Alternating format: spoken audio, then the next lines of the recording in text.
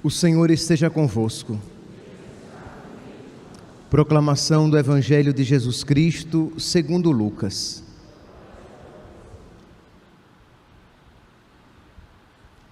Naquele tempo, disse Jesus aos seus discípulos: o Filho do Homem deve sofrer muito, ser rejeitado pelos anciãos, pelos sumos sacerdotes e doutores da lei, deve ser morto e ressuscitar no terceiro dia. Depois, Jesus disse a todos: se alguém me quer seguir, renuncie a si mesmo, tome sua cruz cada dia e me siga. Pois quem quiser salvar a sua vida, vai perdê-la.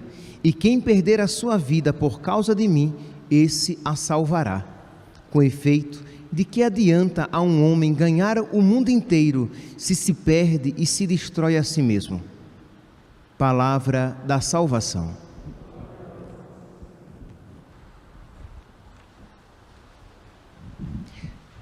Caríssimos irmãos e irmãs, nós então estamos no nosso segundo dia do início, da nossa quaresma. Iniciamos ontem a quaresma, estamos então agora nesse segundo dia dos nossos exercícios espirituais. É importante que nós tenhamos em mente que a quaresma é um período de exercício, de combate, de luta, de combate e de luta contra o nosso homem velho, contra a nossa mulher velha, acomodados, que não querem, o homem velho gostaria até de mudar, se isso não lhe causasse muito esforço, não lhe custasse muito esforço. Então esse é um período de nós, mesmo que a pequenos passos, e nós entrarmos nesta luta cotidiana, suplicando a Deus a graça de, praticando as obras quaresmais. Quais são as práticas quaresmais? As práticas clássicas: oração, caridade e penitência, que biblicamente vocês vão encontrar como oração, esmola e jejum. Mas é oração, caridade e penitência. Nós iremos praticar essas obras quaresmais, mas não podemos perder a finalidade. Qual é a finalidade? Por que é que nós iremos pôr em prática essas obras quaresmais? Simplesmente por praticá-las? Não. Por que é que nós rezamos? Nós rezamos para nos unir mais a Deus, para crescer em caridade, consequentemente, amar mais o irmão, para romper com os pecados, para crescer nas virtudes, para progredir no caminho de perfeição. Então, seja a oração, a penitência ou a caridade, todas essas obras quaresmais têm como finalidade isso, a nossa conversão e santificação. Então nós devemos ter em vista isso, de modo que daqui a uns 20 dias, quando nós estivermos na metade da quaresma, um bom critério para perceber se você está fazendo direitinho as suas obras quaresmais é olhando para a vida, se houve algum progresso, pequenino que seja, mas se houve algum progresso, isto é, você tem se tornado mais dócil à vontade de Deus, você tem combatido mais eficazmente os seus vícios e os seus pecados, seus pecados veniais, se você tem lutado e rompido com os pecados mortais, se você tem recebido a Sagrada Comunhão com mais piedade, reverência, adoração, se você tem participado da Santa Missa com mais piedade, reverência e adoração, então você vai percebendo que está havendo um progresso, porque senão nós iremos fazer as obras quaresmais por fazê-las, e este não é o objetivo. Muito bem. Quando nós olhamos então a primeira leitura de hoje, nós vemos aqui que Moisés fala ao povo e diz que o povo tem que fazer uma decisão, uma escolha. Não é à toa que esta leitura esteja aqui no segundo dia da quaresma, porque o tempo da quaresma é um tempo de decisão, de nós nos decidirmos por Deus, de nós nos decidirmos pela vontade de Deus. E aqui, meus santos, essa decisão é uma decisão feita pela inteligência iluminada pela graça. Eu sei que a vontade de Deus é a melhor e eu a escolho. Eu sei que a vontade, que os mandamentos de Deus me levam pelo caminho do bem, pelo caminho da salvação, e eu os escolho. Não é uma escolha afetiva, sensitiva. Isto é, você sente que o caminho de Deus é mais gostoso. Você pode não sentir gostosura nenhuma. Você pode não ter afeto nenhum, isto é, nossa, como o caminho de Deus, pelo menos neste momento, aqui como homem velho, o caminho de Deus não me agrada, não agrada aos meus afetos, mas eu sei, a minha inteligência, iluminada pela graça de Deus, diz, a vontade de Deus é a melhor, e a minha vontade, fortificada pela graça de Deus, diz, eu a quero. Eu quero a vontade de Deus, eu quero praticar os mandamentos de Deus, eu quero ir para o céu, eu quero ser amigo do Senhor. E essa pequena abertura inicial vai ser uma ocasião para que a graça de Deus o fortaleça e você cresça nesse processo e ame cada vez mais isso que você quer e queira cada vez mais isso que você aprendeu a amar, e esse círculo virtuoso vai crescendo cada vez mais no seu coração. Pois bem, então Moisés diz aqui, vê que hoje eu te proponho a vida e a felicidade, a morte e a desgraça. É assim conosco, meus santos. Deus não nos obriga a fazer a sua vontade. Eu coloco diante de vós a vida e a felicidade de um lado, a morte e a desgraça do outro. O que você escolher, você terá. No tempo da quaresma, nós estamos nos exercitando para escolher a vida e a felicidade. E quem é a nossa vida e a nossa felicidade? É Deus. E quando é que escolhemos Deus? Quando escolhemos a sua vontade, os seus mandamentos, o seu evangelho, quando somos obedientes àquilo que a sua igreja, a igreja de Deus, a igreja de Cristo, há 2000 anos nos ensina. Mas nós podemos usar a nossa liberdade para o mal e não escolher Deus, escolher a morte e a desgraça. E Deus continua por meio de Moisés: se obedeceres aos preceitos do Senhor teu Deus, que hoje te ordeno, amando ao Senhor teu Deus, seguindo os seus caminhos e guardando os seus mandamentos, suas leis e seus decretos, viverás e te multiplicarás, e o Senhor teu Deus te abençoará. Percebe que aqui é algo bem concreto, não é escolher Deus assim por um sentimento, eu escolhi Deus. Não, escolher Deus significa algo bem concreto.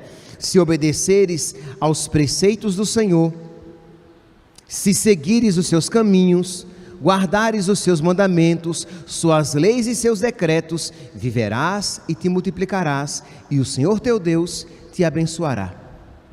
Se, porém, o teu coração se desviar e não quiseres escutar, e se deixando-te levar pelo erro, adorares deuses estranhos e os servires, eu vos anuncio hoje que certamente perecereis, não vivereis muito tempo na terra que ireis entrar e ocupar. Então Deus diz: olha, eu ponho diante de vós o bem e o mal. Se você escolher o bem, então você vai obedecer os mandamentos de Deus, você vai levar em conta o que Moisés fala. Ora, quem é hoje para nós o Moisés? É a igreja, é a boca de Deus, que nos fala. E o que é que é a igreja? E como é que eu vou saber que aquilo é seguro? Ora, é aquilo que a igreja há 2000 anos fala.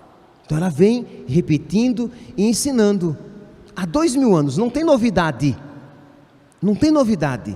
Eu sou o mesmo ontem, hoje e sempre. O ensinamento do Senhor é o mesmo ontem, hoje e sempre. Pois bem, então, se você escolher Deus, você terá vida. Mas se você se desviar, você vai adorar outros ídolos, você vai abraçar outras vontades e você vai perecer. Mas o maravilhoso aqui, meus santos, é que Deus, Ele não simplesmente diz assim: olha, ponham diante de vós o bem e o mal, escolha. Não, Ele agora é um Pai solícito, Ele é a expressão de todo amor generoso. E Ele diz, no versículo 19, Deuteronômio, capítulo 30, versículo 19: escolhe, pois, a vida, para que vivas tu e teus descendentes, amando ao Senhor teu Deus, obedecendo a sua voz e apegando-te a Ele, pois Ele é a tua vida e prolonga os teus dias. Isto é, Deus agora, Ele não apenas apresenta, Ele toma partido. Isto é, não é alguém que diz assim: olha, o que você escolher, está escolhido, o que você quer. Não, Ele não faz só isso. Ele diz agora: olha, escolhe esse, que nisso aqui está a vida. Não escolhe aquilo não. Tudo bem, você pode escolher, mas escolhe a vida, escolhe os mandamentos do Senhor, amando ao Senhor teu Deus, obedecendo a sua voz e apegando-te a Ele, pois Ele é a tua vida e prolonga os teus dias. Percebe que Deus aqui, Ele não é imparcial, Ele é totalmente parcial. Ele diz: eu apresento o mal e o bem, mas eu digo: escolhe o bem. Tá bom, está aqui a morte e a vida, mas eu te aconselho, eu te suplico, escolhe a vida. Meus irmãos, imagine, isso normalmente não acontece nas nossas relações. Isto é, ninguém suplica. A gente geralmente, quando suplica algo, a gente suplica para si mesmo. Isto é, quantas vezes eu supliquei a minha mãe: mãe, me dá isso, mãe, deixa eu fazer isso, mãe, eu quero. Mas normalmente ninguém diz assim: olha, eu queria tanto te dar um presente, por favor, aceite. Geralmente o caminho não é esse. Olha, eu queria te dar um carro novo, com seguro pago. Eu queria tanto te dar, Ninguém normalmente faz isso. Pois bem, Deus diz: escolhe a vida e viverás sempre. E aqui, meus santos, nós podemos dar um terceiro passo. Nós já demos 2 passos. No primeiro passo, Deus nos apresenta o mal e o bem. No segundo passo, Deus toma partido e diz: escolhe, pois, o bem, escolhe, pois, a vida. O terceiro passo nós poderemos ver aqui no Evangelho, quando Jesus, Ele não apenas nos indica o caminho a seguir, nos indica o que fazer, mas Ele mesmo nos dá um exemplo. Enquanto no Antigo Testamento, Deus diz: eu coloco o bem e o mal, escolhe o bem, mas Deus estava apenas ali. No Novo Testamento, Jesus diz, nos mostra com o seu exemplo, como é que nós devemos escolher Deus. Ele que diz: eu, o Filho do Homem, disse Jesus, deve sofrer muito, ser rejeitado pelos anciãos, pelos sumos sacerdotes e doutores da lei, deve ser morto e ressuscitar ao terceiro dia. Ele está falando de si, daquilo que acontecerá a ele por causa da sua fidelidade à vontade do Pai. Por causa da sua fidelidade à vontade do Pai, por causa do seu amor ao Pai e amor a nós, Ele tomará a cruz e nela será crucificado. E aí, imediatamente depois, versículo 23, Lucas, capítulo 9, versículo 23, Jesus diz: se alguém quiser me seguir, renuncie a si mesmo, tome a sua cruz e me siga. Isto é, ele diz o que deve ser feito, mas ele primeiramente dá o exemplo com a sua própria vida. Ele fará. Então, ele já nos estimula. Ora, se Deus já nos estimulava com o seu conselho, escolhe pois a vida, ele agora nos estimula ainda mais, ele mesmo escolhendo a vontade de Deus e vivendo-a neste mundo. Porque se nós quisermos ter certeza, o caminho da vida, o caminho do bem, o caminho de Deus, é só olharmos para Jesus. Como ele viveu, vivamos nós. Ele escolheu a própria vontade? Não, ele escolheu a vontade de Deus.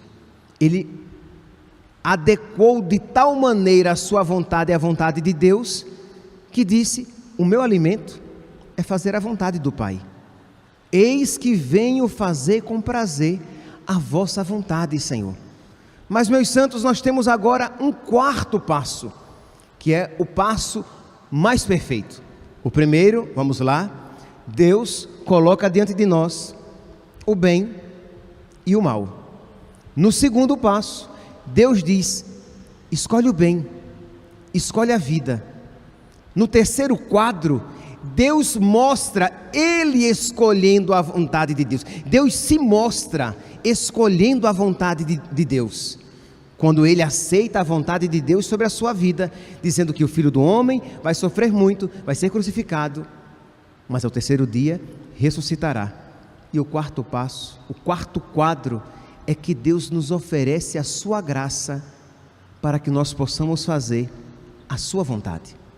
Porque até então, meus santos, se apenas estes três quadros anteriores eu tivesse apresentado, eles seriam insuficientes.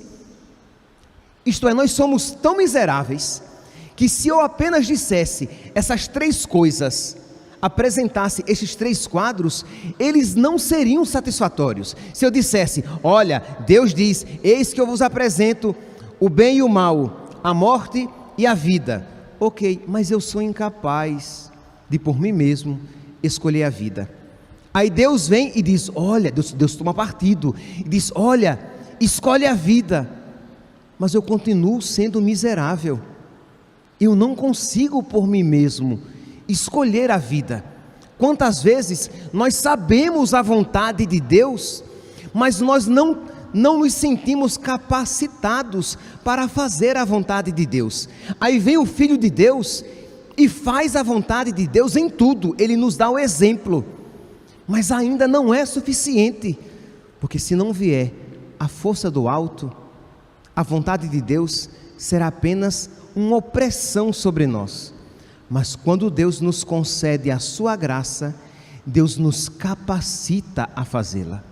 Deus não apenas nos ensina a amar a sua vontade, a querer a sua vontade, mas Deus nos concede a força para que nós vivamos a sua vontade. Então, meus santos, o que é que nós devemos então fazer? Suplicar a Deus a sua graça. Na oração coleta da missa de hoje, nós fizemos isso. Não sei se você percebeu, essa oração, ela é bem conhecida, a oração coleta. Inspirai, ó Deus, as nossas ações. Então, primeiramente o quê? Senhor, me inspira, me ensina qual é a tua vontade. Inspirai, ó Deus, as nossas ações e ajudai-nos a realizá-las. Ajudai-me, Senhor, porque sem ti eu não posso nada. É Deus quem opera em nós o querer e o fazer. Então precisamos pedir a Deus durante estes 40 dias então, estes 40 dias em que nós ouviremos a palavra de Deus, em que nós conheceremos a vontade de Deus, em que nós conheceremos o caminho do bem e da vida, da santidade, dos mandamentos do Senhor, dos decretos do Senhor. Nós iremos então de joelhos suplicar a sua graça e dizer: Senhor, me dá a força necessária, porque, meu Deus, eu sou tão fraco e miserável. E se você por acaso cair e for infiel aquela graça que Deus lhe conceder, porque Deus nos concede as graças. Deus não nos pede nada de impossível, porque Ele nos dá a graça de realizar. Mas digamos que no meio do caminho você vacile e caia. Você entra então na fila da comunhão. Está ali, meus santos, a fila ali do lado. O padre lá do lado de fora atendendo. Agora você entra na fila da comunhão e suplica novamente a graça de Deus para recomeçar. E essa graça de Deus que você vai suplicar cotidianamente, você recebe em plenitude na Eucaristia. Por isso, meu santinho, se você está aqui na igreja e você sabe que você precisa se confessar, entre agora na fila da comunhão, na fila da confissão, vá se confessar para poder receber a Eucaristia, para poder ter a força do alto. Senão essa quaresma, ela vai ser um peso, porque uma vida lhe será pedida, um caminho lhe será apresentado para ser trilhado, mas você não terá as forças necessárias para isso fazer. Mas se você vai comungar, quando você comungar, volte para o seu banco e converse com o nosso Senhor. Diga: meu Deus, eu quero, Senhor, escolher a vida. Eu quero, Senhor, escolher a Tua vontade. Eu quero, Senhor, fazer o que Te agrada. Eu quero, Senhor, renunciar a mim mesmo para ganhar o céu. Jesus diz aqui: quem quiser salvar a sua vida vai perdê-la, mas quem perder a sua vida por causa de mim, esse a salvará. Meus santos, nós não somos capazes de viver isso por nós mesmos. Eu queria que isso ficasse bem claro, para que toda tentação de pelagianismo foi uma heresia que as pessoas achavam que podiam fazer a vontade de Deus pelas suas próprias forças, que toda tentação caísse por terra. Isto é, se nós não rezarmos, se nós não recebermos os sacramentos, se nós não recebermos a graça de Deus, nós não conseguiremos nos renunciar a nós mesmos. Nós não conseguimos, é impossível, sem a força da graça, sem a força dos sacramentos, sem a força do Espírito Santo, nós não conseguiremos renunciar à nossa vontade, porque nós somos muito apegados às nossas vontades. Nós não renunciaremos ao apego à nossa vida, porque nós somos muito apegados à nossa vida. Mas Jesus diz: quem perder a sua vida por causa de mim, vai ganhar uma outra vida. Uma vida que verdadeiramente vale a pena. Nós nem sequer conseguiremos crer nesta palavra sem a graça de Deus. Então precisamos ouvir dizer: Jesus, coloca uma luz dentro de mim, mas uma luz tão forte que expulse toda a cegueira, toda a treva, para que eu veja e creia de verdade que existe uma outra vida para mim. Creia de verdade que não vale a pena perder o céu pelos prazeres imediatos e compensações imediatas que este mundo possa me oferecer. Que eu creia na Tua palavra, porque Jesus diz, com efeito: de que adianta um homem ganhar o mundo inteiro, ganhar tudo e perder a vida eterna, e se perder a si mesmo? Então nós precisamos crer, mas não apenas compreender com a inteligência humana, mas compreender com a inteligência iluminada pela fé, que nos faz amar e desejar a vontade de Deus, que nos capacita a viver a vontade de Deus. E aí sim, meus santos, nós entraremos neste processo de exercício, neste processo dos exercícios quaresmais durante esses 40 dias. Peçamos, meus santos, peçamos a Nossa Senhora que nos ajude, para que nós de verdade nos coloquemos em prática os exercícios espirituais. Peçamos a São José, temos até a alegria de ter a imagem nova de São José aqui na nossa igreja. Peçamos a São José que Ele interceda por nós, para que nós sejamos também dóceis à vontade de Deus, como Ele foi, e para que a graça de Deus venha em nosso auxílio, como veio em seu auxílio na sua vida terrena. Louvado seja nosso Senhor Jesus Cristo, para sempre seja louvado.